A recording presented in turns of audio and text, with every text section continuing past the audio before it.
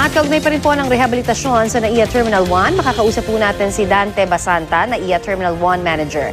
Magandang tanghali po sa inyo, Ginoong Basanta. Si Connie Season po ito at live po kayo sa Balitang Hali. Magandang tanghali naman, Connie, at sa ating mga tagapakinig dyan sa GMA. Opo, ano na ho, kamusta na ang inspeksyon sa NAIA Terminal 1? Ano ho ang update nyo sa amin? Well, katatapos lang po ng inspection ni Secretary Abaya dito sa ating Terminal 1. Tinitingnan niya yung progress ng construction work kung matatapos ito by next year. So far, natuwa naman siya, dineclare niya sa ating mga kasamang media dito na so far, malaki yung na-improve ng NAIA Terminal 1 in terms of doon sa rehabilitation na ginagawa. Opo, balita nga ho namin. Pwede na kaming mag-jacket talaga dyan, ha? Hindi na ho daw mainit. Yes, Connie. Talagang malamig na dahil yung 4 na chillers natin dumating na. Sa 4 na chillers na yon, operational na yung 3. Isa na lang ang ongoing na ini-install ngayon ng ating contractor. Kaya malaki yung improvement ng lamig dito sa ating terminal. How many % na po ang natatapos sa rehabilitasyon? Bali, almost 40%. More or less 40% na tayo sa ating rehabilitation dito sa Terminal 1. Then, nag-double up naman ang DMCI para at least matapos ito sa tinakdang panahon. Tingin nyo ho, atansya natin na makakaya March 15? Ito hong pagbubukas talaga ng rehabilitated na NAIA Terminal 1? Yes, sa March 15, more or less, halos almost complete na yung passenger movement area. May matitira lang na yung sa non-passenger movement area na siguro mga April or May. Alright, syempre, babalikan ho natin yung inyo pong security measures pa rin na ipinatutupad dyan po naman sa NAIA Terminal 1. Kamusta naman po? So far po, yung security measures natin ngayong mga holidays is pinapatupad na ng ating security sa lahat ng terminals ng NAIA. Pinapaigting natin yung security kasi alam niyo naman na peak season tayo ngayong December dahil maraming umuwi na mga pasero at sa mga kababayan natin ngayong ito. So, pinaigting yan sa paglalagay ng mga yung police visibility natin, yung pagmamanage ng traffic, especially dito sa may Terminal 3, coordination ni MMDA. Meron tayong mga coordination niya para sa security enhancement. So maayos po ang lagay ng traffic dyan so far? Maayos naman po. Kaya at malamig na ho ang ulo ng mga airport police, ha? Kalmado na ho. Kalmado naman po. Okay. Isolated incident lang po yung nangyari. Ano ho ang asahan pa natin ng mga pasahero sa nakumpleto na? Kung halimbawa makumpleto na itong rehabilitation, sir. Meron na ho ba tayong asahan din na of course magaganda at konkretong pasilidad tulad na lamang ng very basic na CR?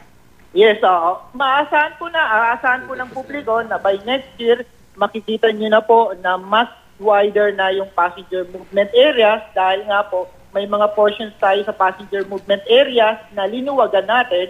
As a result po, lumuwag yung passenger movement area. Then meron din po na malamig na nga aasahan nyo po na sa summer, hindi nyo na ma-experience yung parang yung mainit yung ating terminal dahil nga nailagay na ang mga bagong aircon system natin. Then yung mga pasilidad, kagaya ng check-in counters, mga bago na rin po yung makikita as well as yung feeder conveyor. Okay. So, yung mga check-in counters, sir, nabanggit nyo, no? Yung mga check-in counters, parang pang-abroad na ba ito? Ibig sabihin ko po, mas mabibilis na yung ating pag-check-in. You can see for yourself, mga bago na po yung check-in counters na ginagamit as well as yung weighing and feeder conveyors, bago na rin po. How about yung mga pagdadagdag ho ba ng tao natin dyan sa NAIA? Kakailanganin pa ho ba? O sapat na ho ang bilang ng mga empleyado dyan ngayon? Sapat na po yung bilang ng empleyado sa ngayon dahil as is naman po yung terminal natin, ang ginawa lang naman natin is nag-decongest tayo ng ibang flights dito sa Terminal 1, dinala natin sa Terminal 2. Yung parati hong napapansin din, mga biyahero, wala hong maupuan. Kapag kami ho, nag-aantay dyan ho sa area na yan. Meron na ho ba na idinagdag na mga... Meron po naman tayong upuan. Pero punong-puno Konti lang, sir. May dagdag ba? Konti lang, kung gugustuhin man namin na magdagdag, wala nang espasyo tayong idadagdag kasi nga limited yung space natin sa ating check-in hall. Kaya kung ano lang ang kayang i-accommodate ng ating espasyo sa check-in hall, yun lang po ang may lalagay namin. What about yung sa fees po, sir? Meron ho ba tayong, kasi yung atin pong inclusive na, di ba, doon sa pagkabili natin ng ticket. So tuloy-tuloy pa rin yun? Wala na ho tayong aberya? Yung sa integration po ng terminal fee sa airline ticket, nasa korte pa po yan. Bali, nag-publish po kami, nagkaroon kami ng publication para sa informasyon na i-integrate po yung ticket. Pag sinabi po ng korte na pwede nang integrate, naka-ready naman po kami anytime. Alright. What about yung atin pong pagbibigay naman ng assistance din. Siyempre kasi may mga foreigners ho, 'di ba? Naalala nyo, yung may mga nagpunta po tayo diyan ng mga foreigners at talagang every time ay parating nasa listahan nung tayo ng worst airport eh. Sa tingin niyo after this, mabuburo na ba tayo sa kanilang listahan, sir? Sabi ni Secretary Abaya kanina, baka wala na tayo sa pang-10, baka 11 or what. So 11 lang, sir naman. Sana wag na. Isa lang ang inangat ni Secretary. Biro lang ni Secretary. Kasi ang sinasabi niya, from where they are coming from, hindi tayo naniniwala na worst airport tayo. Kasi yung mga binanggit na nila doon na obserbasyon, kung titingnan mo sa perspektibo, hindi naman tama.